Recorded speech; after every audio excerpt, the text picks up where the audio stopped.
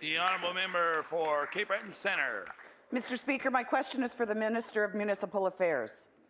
Nova Scotians for Equalization and Fairness speak for many people in Cape Breton when they say Cape Breton deserves the same quality of services as the HRM or any other part of the province. The Minister is aware that they are an important voice in Cape Breton, but members have told me they feel ignored. They have called and emailed the Minister's office with no response.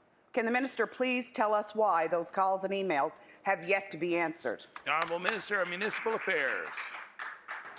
Thank you, Mr. Speaker. Mr. Speaker, as the honourable member probably knows, this program, the Provincial Equalization Program, is to the tune of about $30 million annually, Mr. Speaker. 50% of that goes into the CBRM, Mr. Speaker. We have committed to working with our municipal partners, Mr. Speaker, and we will work through a process, Mr. Speaker, and review this program, and I'm glad to hear that the honourable member is supportive of that review, Mr. Speaker.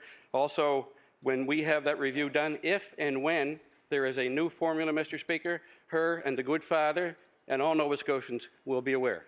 The honourable member for Cape Breton Centre. Mr. Speaker, the Minister should be aware that the CBRM needs to be a priority in his new role. CBRM is in a downward spiral because it doesn't get the provincial support it needs. The urgent challenges CBRM faces with its tax base, debt load and funding for services can't be ignored any longer by this province, and neither should the residents who speak out about them.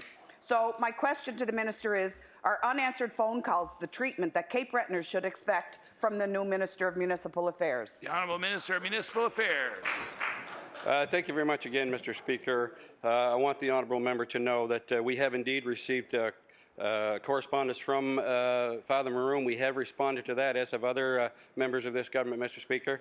But we will continue to correspond with Father Maroon as we work our way through this process. As I've said, we're committed to working with our municipal partners. I know I've met recently with the NSFM, Mr. Speaker, and they are certainly making this one of their priorities. We'll continue those discussions, and again, if and when there's a new formula, Mr. Speaker, we'll be happy to share that with all Nova Scotians.